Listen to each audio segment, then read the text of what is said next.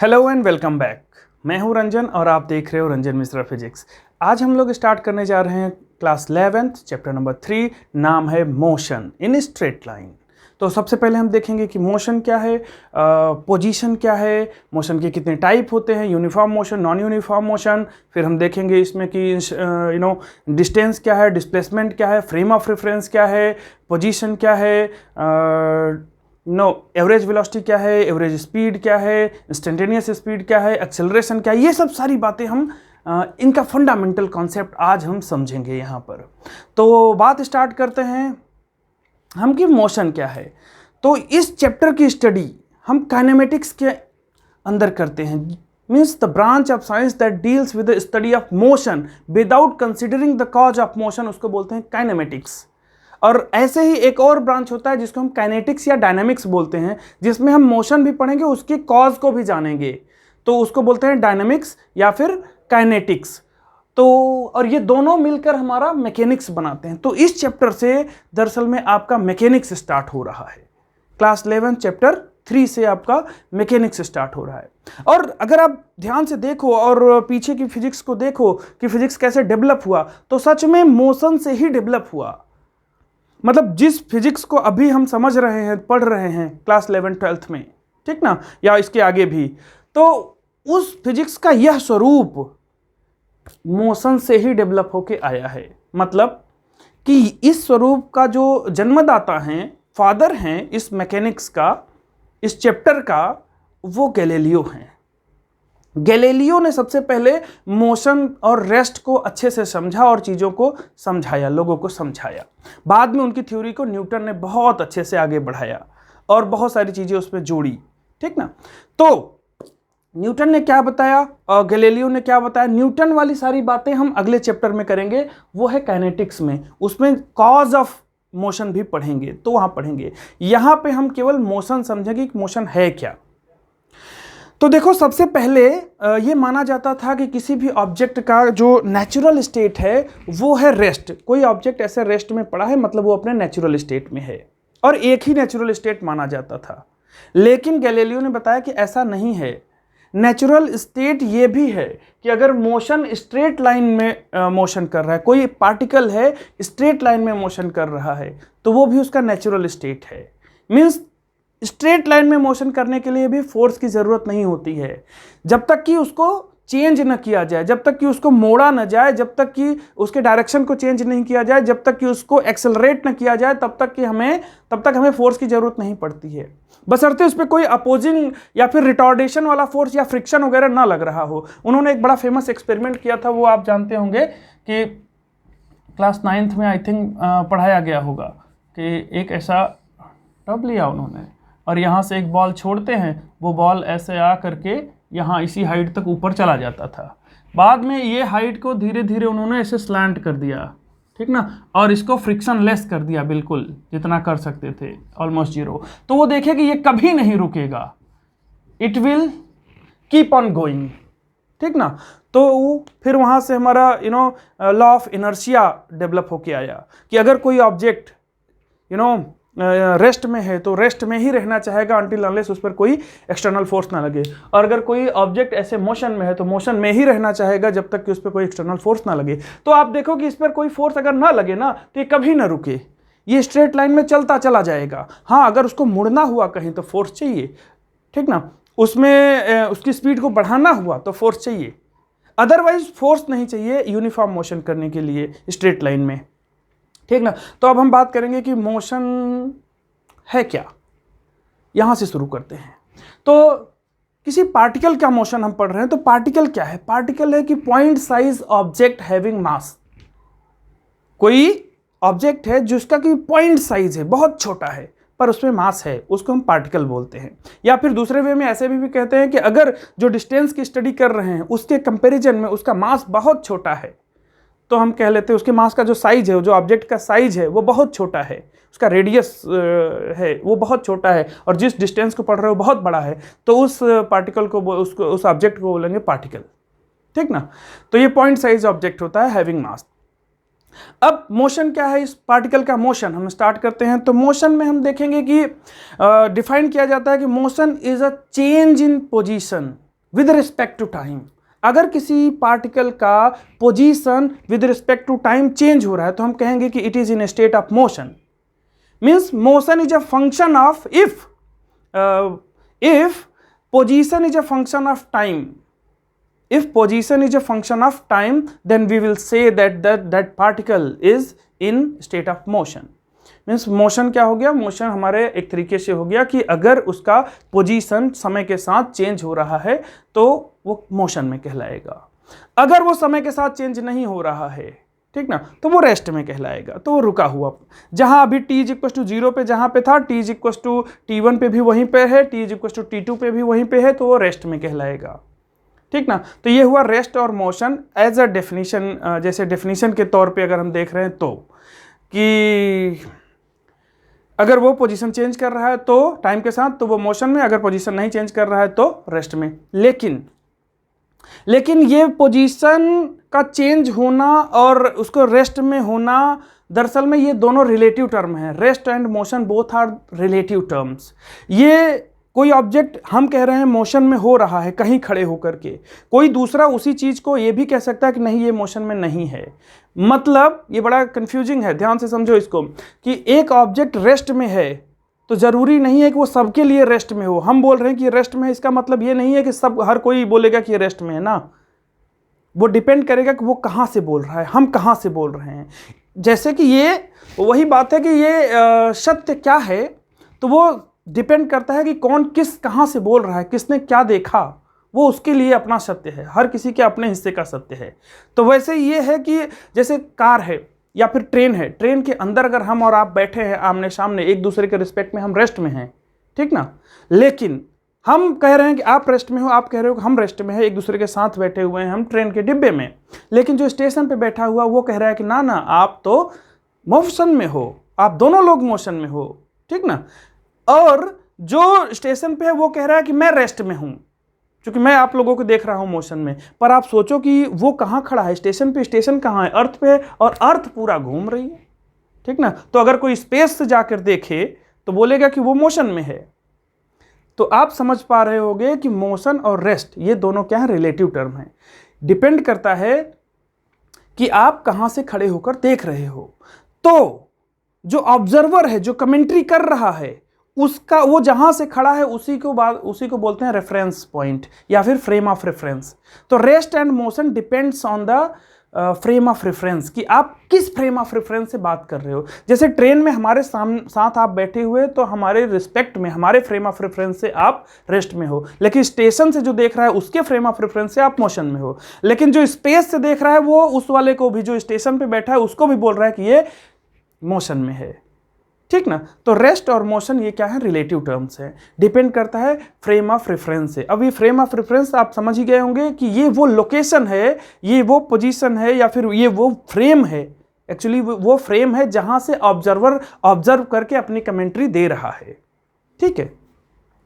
तो आगे बढ़ते हैं, पोजीशन। अच्छा, तो इसमें आ रहा है कि जैसे मोशन में था कि it's a if position is changing with respect to time. तो ये पोजीशन क्या है, पोजीशन तो आप जान, जैसे कार्टेशियन कोऑर्डिनेट है, उसमें कोई पॉइंट है एक्स वाई कोऑर्डिनेट में, ठीक है, कि x1 y1, तो ये उसका पोजीशन। एक्चुअली ये उसका लोकेशन भी है। पोजीशन को आप लोकेशन से समझ सकते हो कि उसका लोकेशन है, अब वो लोकेशन चेंज हो रहा है टाइम के साथ, तो position is similar to location आप मान सकते हो। अगला पॉइंट क्या है, डिस्टेंस। तो डिस्टेंस और डिस्प्लेसमेंट आप पढ़ चुके होंगे एक बार, इसको जरूर लोअर क्लासेस में, तब भी हम जस्ट रिवीजन के लिए बता देते हैं कि डिस्टेंस क्या है। It is total path covered या टोटल पाथ लेंथ है। और डिस्प्लेसमेंट क्या है, डिस्प्लेसमेंट है shortest path between initial and final position. जैसे इसमें एक बड़ा अच्छा एग्जांपल दिया जाता है कि मान लो कि ये कोई पॉइंट ए है, ये कोई पॉइंट बी है, और ये कोई बंदा है जो ऐसे यहाँ से यहाँ चला, और एक दूसरा है वो यहाँ से यहाँ चला। तो ये जो डिस्टेंस हुआ, ये शॉर्टेस्ट डिस्टेंस हुआ ए और बी के बीच में, तो ये डिस्प्लेसमेंट कहलाएगा। और ये क्या कहलाएगा, ये डिस्टेंस कहलाएगा, ठीक ना। अब ये भी हो सकता है ऐसे ऐसे चल के कोई तीसरा चला जाए, तो ये जो चलेगा ये टोटल पाथ लेंथ, ये डिस्टेंस कहलाएगा। एक दूसरा है वो मान लो ऐसे ऐसे चल करके जा रहा है, तो जाने दो उसको, तो ये इसका डिस्टेंस कहलाएगा। पर डिस्प्लेसमेंट इसका यही होगा, डिस्प्लेसमेंट शॉर्टेस्ट पाथ है, इनिशियल और फाइनल पोजीशन के बीच में जो मिनिमम डिस्टेंस होगा, मिनिमम डिस्टेंस, वही डिस्प्लेसमेंट कहलाएगा। मींस जो मिनिमम जो डिस्टेंस होगा वो हमेशा या तो बड़ा होगा या डिस्प्लेसमेंट के बराबर होगा, और जो डिस्प्लेसमेंट होगा वो क्या होगा, या तो वो छोटा होगा या फिर डिस्टेंस के बराबर होगा। और दूसरा क्या हो सकता है कि ये हमारा स्केलर क्वांटिटी है, ये हमारा, और ये डिस्प्लेसमेंट वेक्टर क्वांटिटी है। तो स्केलर वेक्टर और भी आप अच्छे डिटेल में समझोगे अगले चैप्टर में। तो और क्या हो सकता है कि ये टोटल पाथ पे डिपेंड करता है कि किस पाथ को फॉलो करके पहुंचा है कौन, डिस्टेंस, और जो डिस्प्लेसमेंट है वो केवल इनिशियल और फाइनल पोजीशन पे डिपेंड करता है। ठीक ना। एक एग्जांपल इसमें हम और ले लेते हैं, आपको समझा देते हैं ये क्या चीज़ है। जैसे मान लो कि एक हमें दिया गया है एक क्वेश्चन, देखिए आपकी, एक आदमी है जो कि यहाँ ए से स्टार्ट कर रहा है, ऐसे एल लेंथ है ये एल, और फिर ऐसे चला अगेन एल, ये ऐसे चला यहाँ और यहाँ पहुँच गया। अब ये क्वेश्चन कई बार पूछ लिया जाता है कि ये टोटल एल है, ठीक ना, ये सारे लेंथ एल है, ठीक ना, ये लेंथ भी बीच में एल है। तो आपसे पूछा जा रहा है कि यहाँ से यहाँ तक ए से बी तक पहुँचने में टोटल डिस्टेंस बताओ, टोटल डिस्प्लेसमेंट बताओ। तो टोटल डिस्टेंस देखो कितना हो जाएगा, 1 2 3 4 5 6 7, तो टोटल कितना हो गया 7L। और टोटल डिस्प्लेसमेंट कितना हो जाएगा 1, और ये यहाँ से यहाँ तक 2, और ये 3, और ये 4, और ये 5, ये 5L हुआ। कई बार इसका रेशियो भी पूछ लेता है, तो अगर रेशियो पूछ ले तो रेशियो निकाल लो, तो 7/5 आ जाएगा। ऐसे बहुत सारे क्वेश्चन इसमें बनाए जा सकते हैं। तो अब इसमें एक सर्कल भी दिया जा सकता था, जैसे हम इसी के जगह पे मान लेते हैं, यहाँ पे एक ऑब्जेक्ट है, वो यहाँ से स्टार्ट करता है, एक कोई पार्टिकल, और ये ऐसा घूम के यहाँ और फिर यहाँ पहुँचता है, ठीक ना। इसका रेडियस है सपोज r है, और ये भी लेंथ r है, ये भी लेंथ r है, ये पॉइंट x है, ये पॉइंट y है। अब इसके x और y के बीच में एक पार्टिकल अगर यहाँ से स्टार्ट करके यहाँ पहुँचता है, तो आपसे पूछा जा रहा है कि इसका टोटल डिस्टेंस कितना हुआ, टोटल डिस्प्लेसमेंट कितना हुआ। तो डिस्प्लेसमेंट तो देख लो फटाफट आ जाएगा, ये r है, ये भी r होगा, ये भी r है, ये r है, तो 1 2 3 4, तो ये 4r हो गया। लेकिन डिस्टेंस क्या हो जाएगा, डिस्टेंस ये r है और ये r है, तो ये 2r तो होगा, प्लस ये इसका देखो ये क्या है, ये इसका पूरा 2πr होता है, और ये हो जाएगा πr, तो ये πr, तो ये हुआ इसका डिस्टेंस, ये हुआ डिस्प्लेसमेंट। ठीक ना। अब हमें बात कर रहे हैं कि एवरेज स्पीड क्या है। तो पहले तो स्पीड समझ लें। तो स्पीड हमारा, स्पीड s से अगर मान लें तो ये हो जाता है डिस्टेंस अपॉन टाइम। वैसे ही अगर हम वेलोसिटी देख लें तो वेलोसिटी हो जाता है डिस्प्लेसमेंट अपॉन टाइम। अब इसमें कह रहा है एवरेज स्पीड, तो एवरेज स्पीड का मतलब हम लेंगे total distance upon total time, ठीक ना, और ये हो जाएगा total displacement upon total time. ठीक है। अब ये टोटल डिस्टेंस, टोटल डिस्प्लेसमेंट, इसको अगर हम थोड़ा सा और समझना चाहें इधर, तो आप देखो क्या कर सकते हैं इसके लिए। तो इसको हम लिखते हैं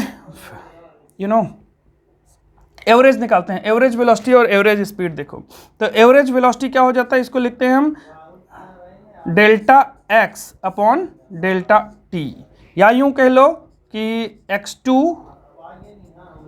minus x1 upon t2 minus t1, ऐसा, ठीक ना। और ये फॉर्मूला अगर इसी से हम इंस्टेंटेनियस निकालना चाहें तो हो जाता है। अगर यहाँ इसी फॉर्मूले में अगर मैं लिख दूँ कि v bar is equal to delta x upon delta t, और अगर यहाँ पे लिख दूँ कि डेल्टा टी टेंस टू 0, मतलब ये बहुत छोटा है, अगर ये बहुत छोटा है तो इसी को d लिख देते हैं, dx/dt, और इसको कहते हैं इंस्टेंटेनियस वेलोसिटी। तो dx/dt इट बिकम्स v, और ये हो जाता है इंस्टेंटेनियस वेलोसिटी। ठीक ना। आप नोट करो इसको फटाफट। तो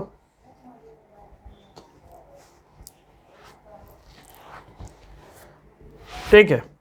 तो इसके बाद अब हम क्या करने चल रहे हैं, इंस्टेंटेनियस वेलोसिटी हो गया। इसको थोड़ा सा आप चाहें तो और भी देख सकते हैं इसका क्या मीनिंग हुआ। तो एवरेज वेलोसिटी या एवरेज स्पीड में ये टाइम हो जाएगा, ये डिस्टेंस हो जाएगा, और एवरेज वेलोसिटी में ये डिस्प्लेसमेंट हो जाएगा। ये सब चीज़ें एक बार आप ऑलरेडी पढ़ चुके हो 9th में, हम जस्ट उसको एक बार रिकॉल कर रहे हैं आपका। इंस्टेंटेनियस वेलोसिटी आपने इसको देख लिया। एक्सेलरेशन, तो एक्सेलरेशन क्या होता है, एक्सेलरेशन होता है A is equal to change in velocity upon change in time. और इसमें भी अगर ये हमारा if delta T tends to 0 मतलब बहुत कम है तो A is equal to D V by D T लिखते हैं, ठीक ना।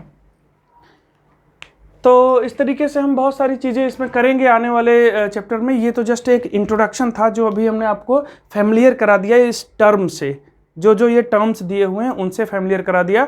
अब इसके आगे के वीडियो लेक्चर में हम देखेंगे इसको डिटेल में, एक एक चीज़ें बड़े बारीकी से स्टडी करेंगे इन्हीं सभी चीज़ों का। फिर ग्राफ देखेंगे हम कि x के साथ xt का ग्राफ है या st का ग्राफ है तो कैसे वेलोसिटी निकालते हैं, और vt का ग्राफ देखेंगे, और vt के ग्राफ से फिर हम काइनेमेटिक्स के इक्वेशन निकालेंगे अगले वीडियो में कि v is equal to u plus a t and s is equal to u t plus half a t square and v square is equal to u square plus 2as। ये सारे formula का derivation करने जाएंगे अगले video में। तो अगला video जरूर से जरूर देखिएगा, उसको मिस मत कीजिएगा। इस वीडियो में आपको क्या अगर कोई कन्फ्यूजन है, कोई क्वेश्चन आपके दिमाग में उठ रहा है तो ज़रूर पूछिए मेरे से। एक बार ऐसे फटाफट फिर से रैपिड रिवीजन कर देते हैं कि आपने क्या देखा कि मोशन और रेस्ट। तो रेस्ट और मोशन क्या था हमारा, ये रिलेटिव टर्म है, डिपेंड करता है किस फ्रेम ऑफ रेफरेंस से आप देख रहे हो। फ्रेम ऑफ रेफरेंस क्या है, ये वो फ्रेम है जहाँ से ऑब्जर्वर ऑब्जर्व करके कमेंट्री पास करता है, ठीक ना। इसके बाद फिर क्या है, पोजीशन, पोजीशन मतलब लोकेशन, और डिस्टेंस, डिस्टेंस मतलब टोटल पाथ लेंथ, और ये डिस्प्लेसमेंट, ये क्या है, ये है इनिशियल और फाइनल पोजीशन के बीच का शॉर्टेस्ट डिस्टेंस, ठीक ना, ये हुआ displacement. Average speed, average velocity, ये means total path, total distance upon total time, average speed आ गया। Total displacement upon total time, ये हमारा एवरेज वेलोसिटी आ गया। एक्सेलरेशन, एक्सेलरेशन पे बहुत सारी बातें होंगी, इस चैप्टर में भी आगे और अगले चैप्टर में भी आगे, ठीक ना। तो एक्सेलरेशन को बहुत डिटेल में पढ़ेंगे। अभी के लिए इतना है कि rate of change of velocity, कोई एक सर्टेन स्पीड से जा रहा है, आप जैसे कि स्कूटर चला रहे हो, ठीक ना, वो जो एक्सेलरेटर है ना वो यही है, एक्चुअली वो यही काम कर रहा है, वो वेलोसिटी को बढ़ा रहा है। तो किस रेट से बढ़ा रहा है, वेलोसिटी के चेंज होने का रेट, वो हमारा एक्सेलरेशन है। कार चला रहे हो तो जैसे ही आप एक्सेलरेटर को दबा रहे हो उसका रेट चेंज हो रहा है, वही है ये, ठीक ना। तो इस वीडियो के लिए इतना ही, मिलते हैं अगले वीडियो में। आपको कैसा लगा ये वीडियो जरूर नीचे कमेंट करके बताइएगा, और आप क्या जानना चाहते हैं उसको भी पूछिएगा, कोई क्वेश्चन हो तो उसको कीजिएगा, ठीक है। तो ठीक है, मिलते हैं अगले वीडियो में जिसमें हम काइनेमेटिक्स के इक्वेशंस तीनों डेराइव करेंगे और ग्राफ के क्वेश्चन देखेंगे। तब तक के लिए wish you very happy learning.